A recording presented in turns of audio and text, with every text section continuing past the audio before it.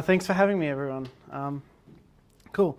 So this talk is kind of in two parts because originally it was two talks at LinuxConf AU. The first half is how I think things that we can do to better manage microservices, and the second half is how we do things at LIFX.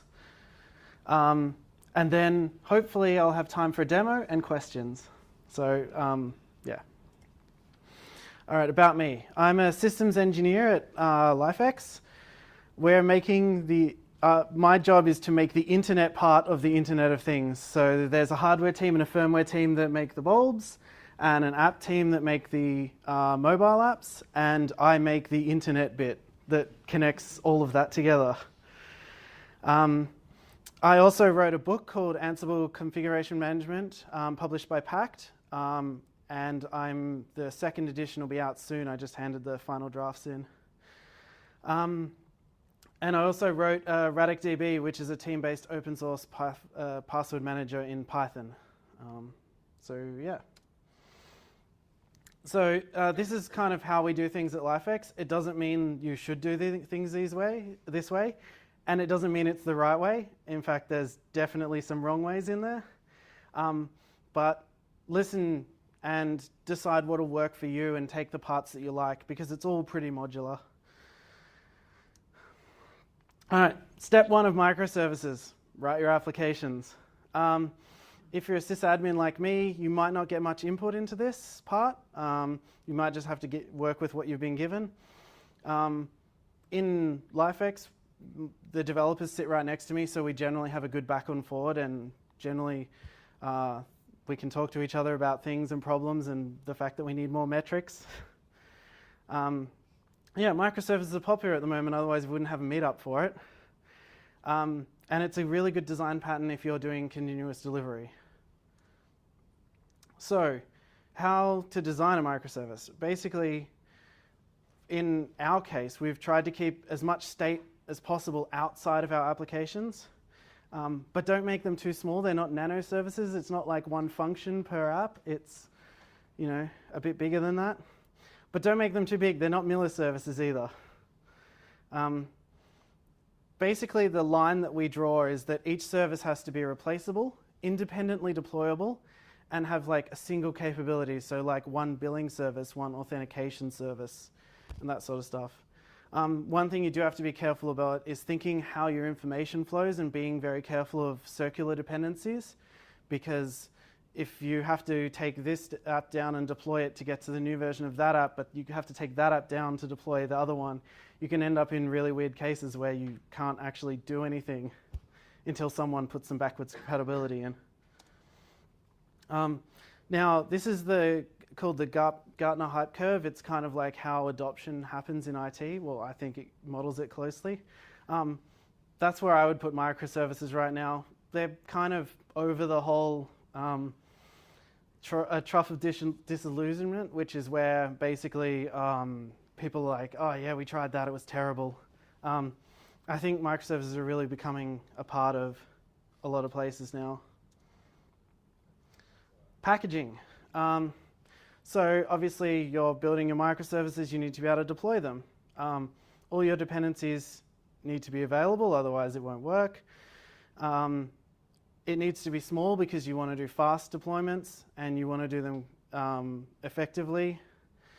And you might even want to run multiple versions on the same machine. While you switch from one to the other, you can run both and see how the other one performs. And preferably you want the same packaging mechanism as you have in staging, development, as you do in prod. So we do that with Docker. File system layers basically stacked on top of each other. It uses Linux containers to isolate them when they're running. You can run your own Docker registry, which I do recommend you do because it's, one, more secure. You're not pushing all your information to a random third party. And it's faster because you just pull the layers from there. That said, we've had a bit of performance problems with Docker. Basically, pulling the images makes the deploys slow. So what we ended up doing was squashing a lot of our layers together so that we don't have too many layers per application. And the other benefit is you can run it in dev or on your servers. So on your laptop, you can basically just boot up Docker and launch like a bunch of the machines and check how they talk to each other, which means you end up having less of it works on my laptop, but it didn't in prod. Yeah, and one of the other big advantages about Docker is that because it uses Linux containers and there's no hypervisor and there's no I/O channels and stuff, effectively means the performance hit is nearly zero. Not exactly zero, but nearly. Docker's about there on the hype curve. I think if you talk to people at Docker.io, they would say it's like right over at the end and done, and everyone should use it now. But realistically, there's a few issues that need to be sorted out. We have occasional crashes of the Docker daemon, which takes out everything on the machine. Yeah, doesn't mean it's not doable, but you've just got to be aware of potential problems. There's also a lot of concerns around the security of Docker because it has direct access to any system call in the kernel, and not all of it is properly isolated by containers yet. You can work around that with SE Linux and a few other things, but yeah. All right, step 3, deployment. You want deployment to be as fast as possible. No one wants to sit around waiting for an app to deploy. You want minimal interaction, preferably the commit gets deployed, so someone commits, then that commit gets built and deployed. And then someone maybe hits a button to make it go to prod, and that's it. And you want it to be able to recover from failures. So if your new app that you're deploying fails, you want it to be able to roll back for you to reduce the chance of outages. So the way we do that is Mesos and Marathon.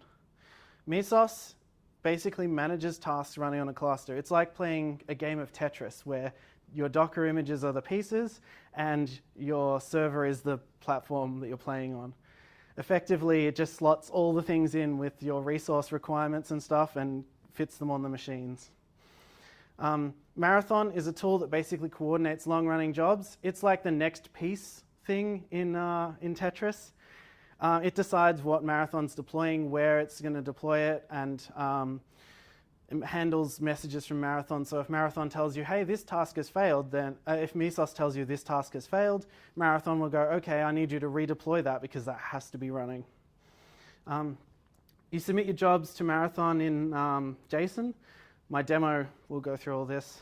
And Marathon handles switching from the old app to the new app. So basically you submit a JSON file that overwrites the old JSON file, and Marathon basically kicks up a deployment, deploys the new app, and then switches everything over and tears down the old application.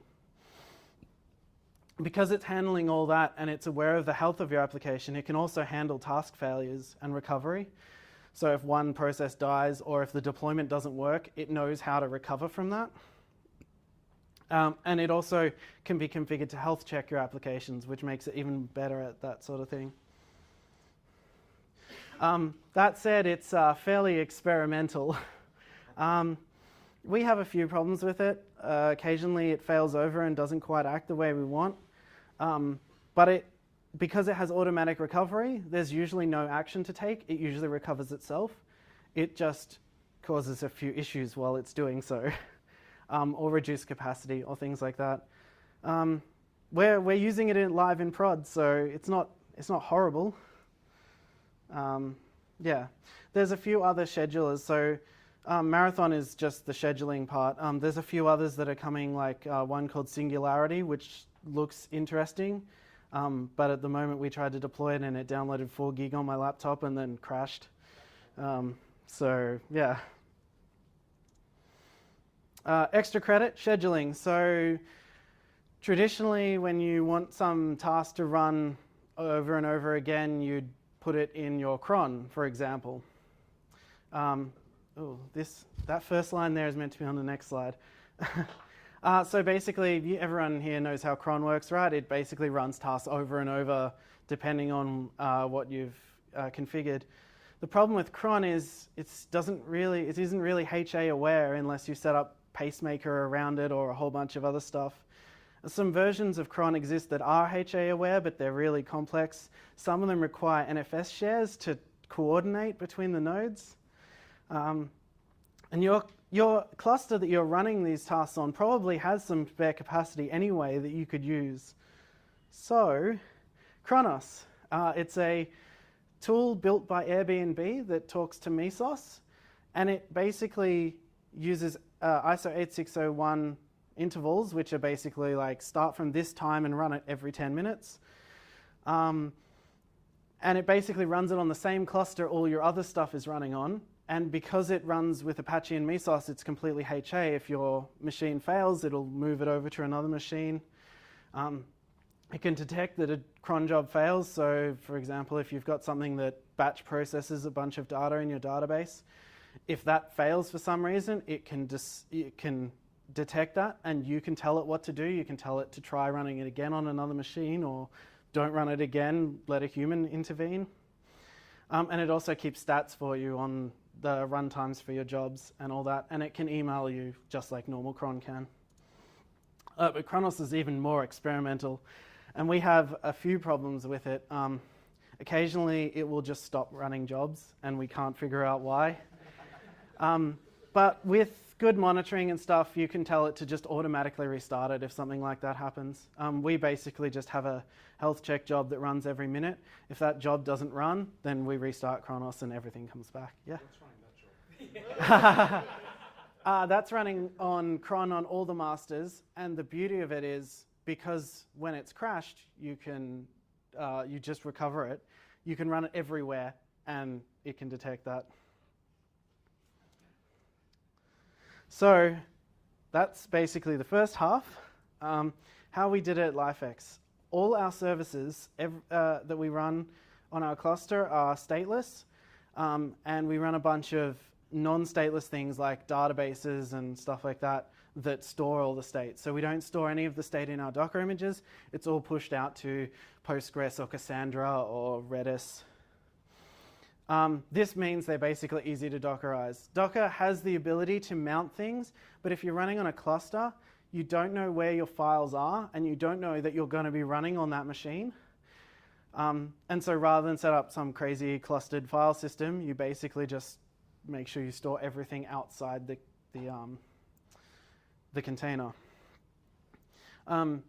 Mesos manages our resources, and Zookeeper helps Mesos choose a master. So we run 3 Zookeeper servers, and they basically help Mesos elect which one is going to actually be responsible for scheduling.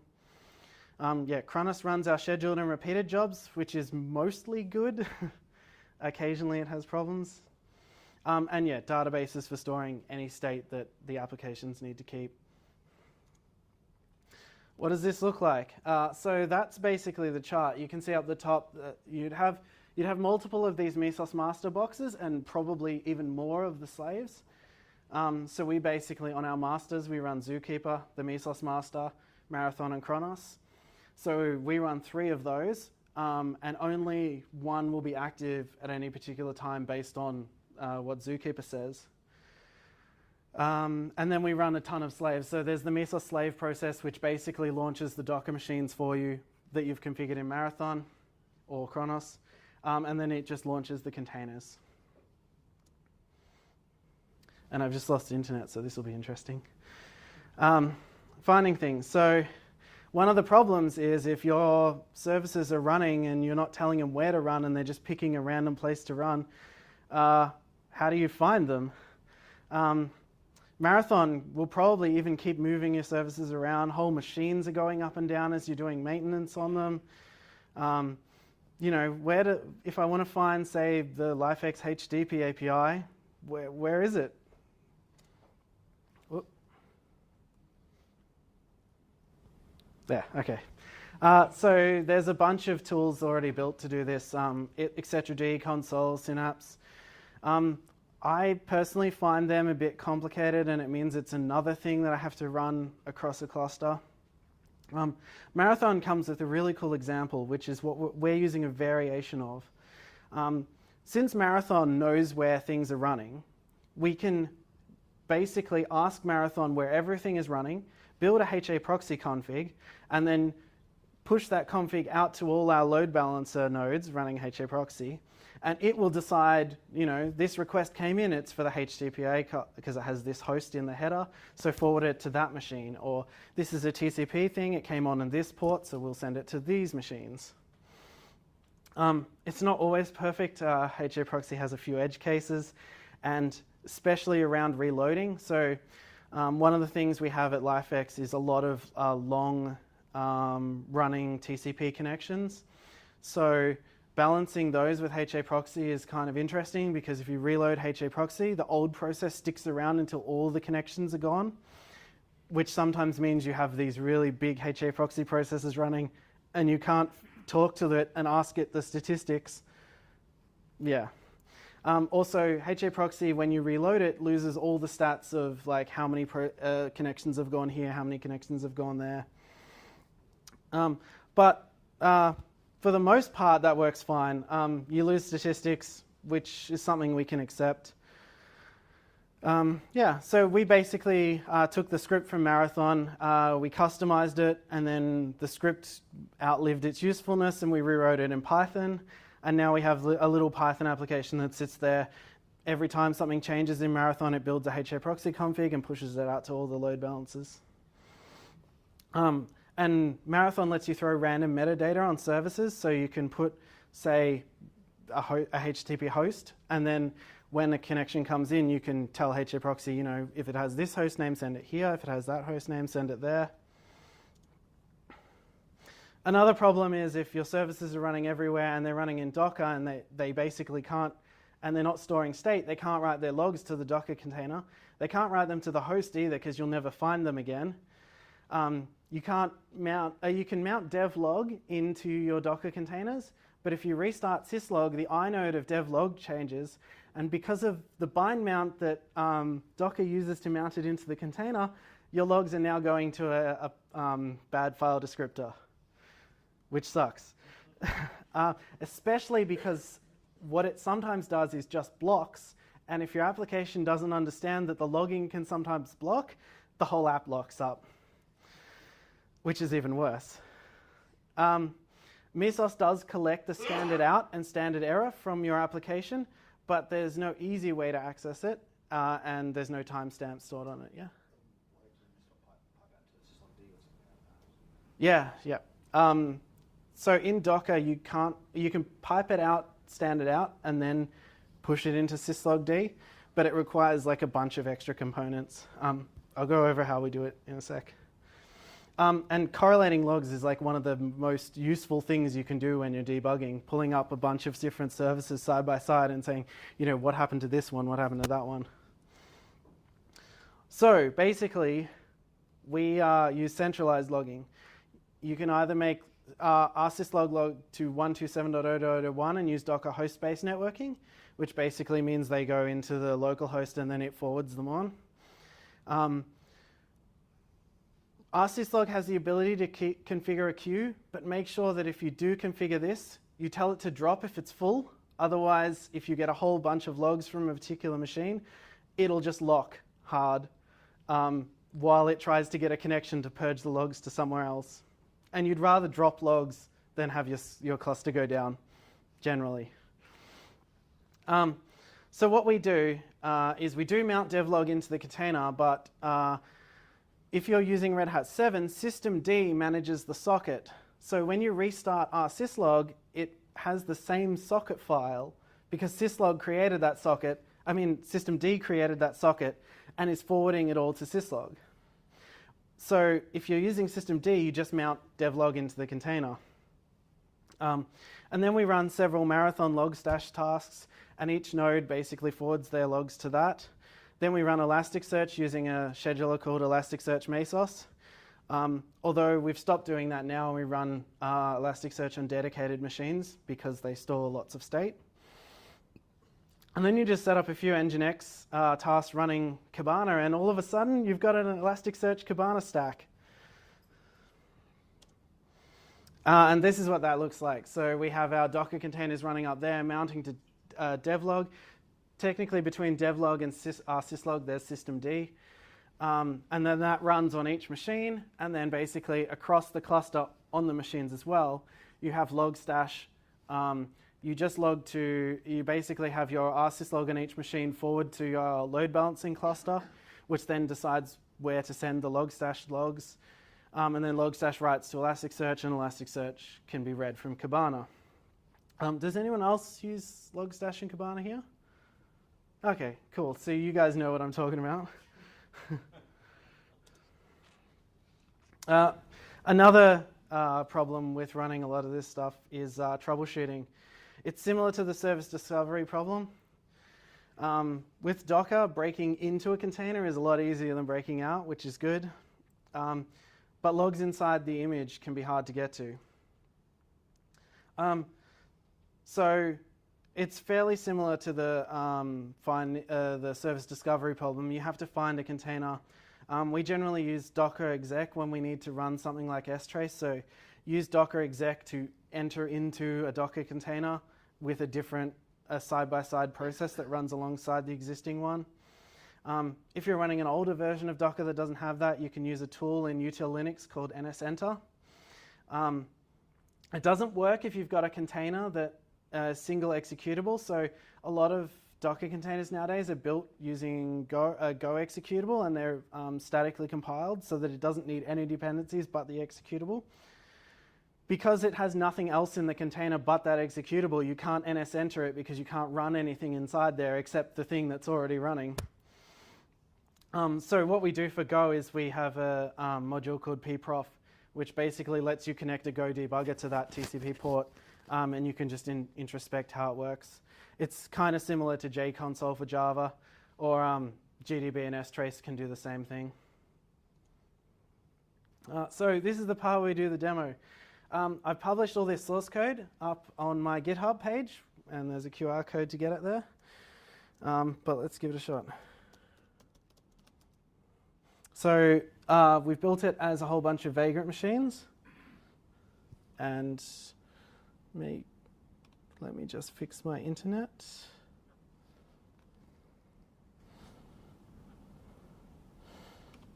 Of course the internet goes down when I go to do a demo.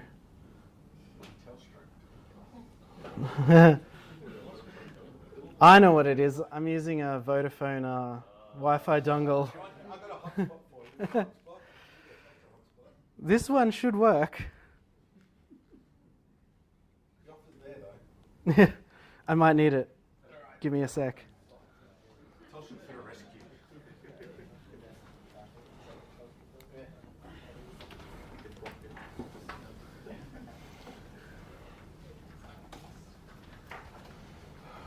Luckily, it doesn't need to get to the internet yet. It will shortly. SSID password will be on the screen. Sweet.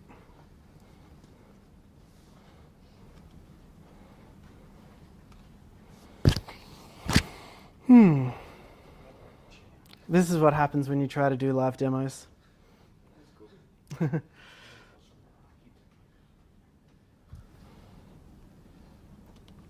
Okay.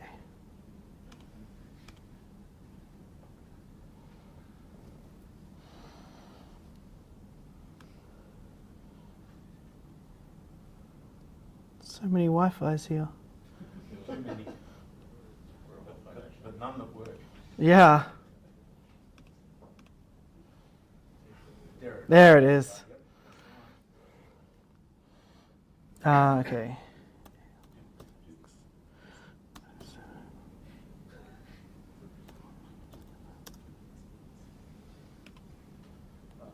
Come on. Come on, you can do it. Come on, little guy. That thing's blinking.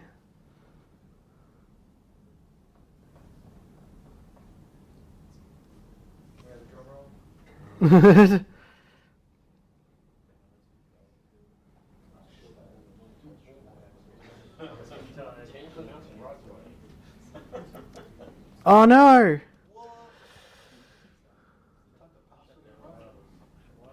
All right, let me try. If anyone's got any questions, now will be a good time. Sure. Why don't you do Wi-Fi? So one of the things where you've got those master daemons spinning up the containers, moving them around Yep. the wheel. How do you manage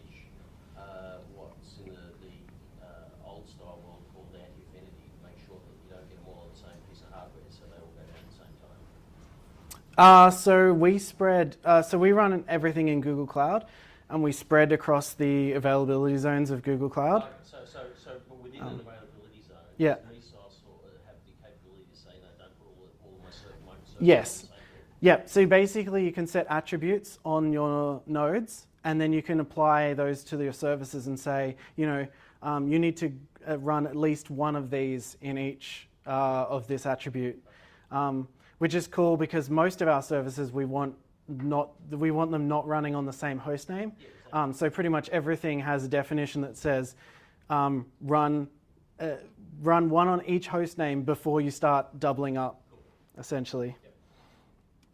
All right. In theory, I have kernel errors, but it's all working. All right.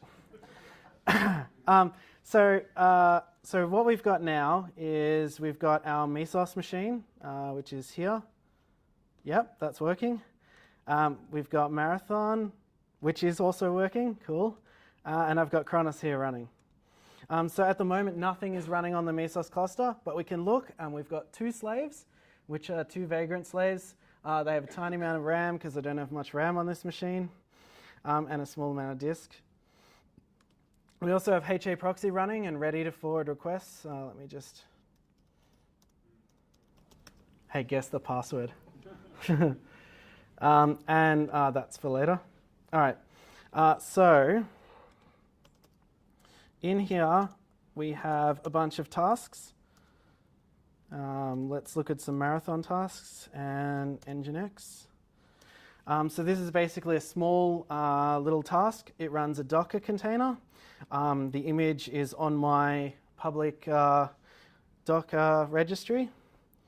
And it's running Nginx, 1 instance. It takes 0.1 CPU, 32 meg of RAM. We want it to listen on port 8080. So I've written something, so let's just... so this is basically just a bunch of curl commands that post it to the relevant tools. So if we push that, it should deploy all those things. And we can see here that it's currently trying to start Nginx on this node. Whoop, whoop. Okay, if you click it, it goes to that, it links to the actual host. So if we refresh HAProxy now, okay, so HAProxy is running on a cron every minute, so eventually it will pick this up. There we go. So HAProxy has now detected that that's running. And we can browse to port 8080 on one of the slaves, and ta-da! Because we're running HAProxy on both slaves, we should be able to go to the other slave and also get the same page. Marathon also lets you scale. So I want 2 now because everyone's hitting my example Nginx machine. And bam, it starts another machine. That was actually really fast. And if we wait for HAProxy. So you said the console was complicated. Console was complicated to set up, but Yeah. how was the experience of doing Mesos? I've heard. Yeah. Complicated. It was complicated until a company called Mesosphere started building RPMs for it. And now you can basically grab, there's 4 RPMs. There's for Mesos, Marathon, Chronos, and Zookeeper. You basically dump those all on the same machine, change a tiny bit of config, and it'll just work. And that's what the Ansible scripts in here are doing. So they're not doing anything particularly complex. They're just grabbing all those RPMs, installing them on the machine, and throwing a bunch of config in so they know how to find the other machines. So, ta-da, 2 services. And you're not going to be able to tell here, but that'll be load balanced between the 2 of them. And you can see if we go back here, there's currently the 2 Nginx services running. There's the date service. And we can look at the output of any one of those at any time and see me hitting it with my Chrome browser. And we can look at the other task as well. Sandbox. And this one got less hits. And Chronos is also running here, but for some reason didn't pick up the job. Let me... There we go. So Chronos is configured to run this every minute. It should be running it right now, in fact. And this job basically just writes the date out. So if we look, Chronos has just run it. In fact, it ran it twice to catch up. Yeah. Ta-da!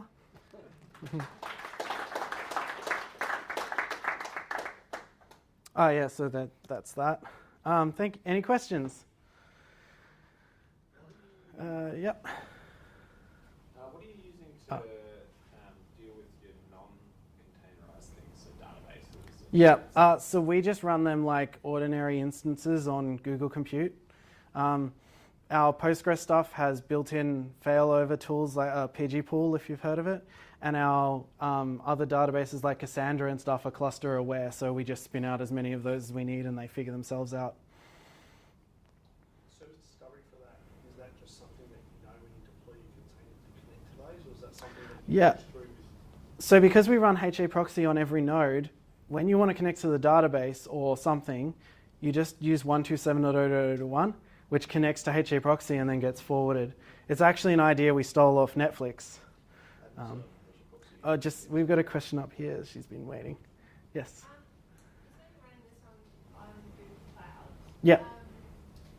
Is there any reason why it wouldn't work on AWS, or would the toolchain be different? So I'm running it in Vagrant on this example. It just runs on any machine, right? So as long as it's a compute resource, it should run. So I know Mesosphere have a page where you can enter in your Amazon credentials and it'll go launch the whole cluster for you. So it will work on Amazon, works on Google Cloud obviously, and it'll probably work on anyone else like DigitalOcean, Linode. So, yeah. Have you guys had a chance to play around with Docker, like Composer or Swarm, or do you see any potential there? They're kind of doing what all this does. So, yeah, I've had a look at a few of the things. I also had a look at Chronos, but yeah, I can't see a good reason to replace this yet. So. Did this replace something else, or is this? No, when I started at LIFX about 9 months ago, they were just using a couple of DigitalOcean machines, and everything was running on the same machine. So, yeah. Yeah. Is understood by your developers? Yep. Yeah. So there's two dev guys. They mostly they understand enough that they're happy to go on call for it. So they're both on call. In fact, I'm not on call right now. One of the other devs is. Yeah. Yep.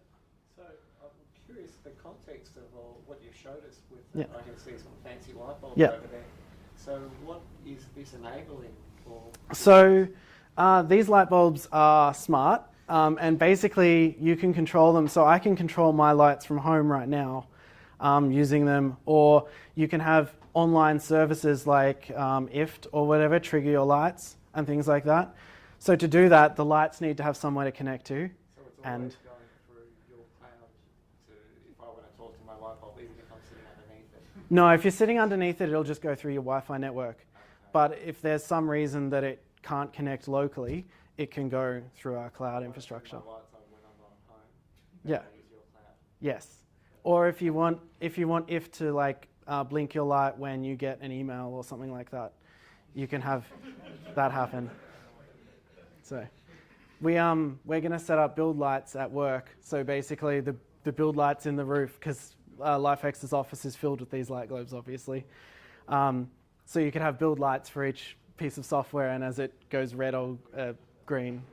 So yeah. Anyone else? Did you? Yeah. Oh, sorry, one more. Yeah, one more. Just really briefly, you're running HAProxy on every node. Yeah. So how does that distribute as configuration? So basically, there we used to have a cron. So on every node there was a cron that would run that would pull data down from Marathon.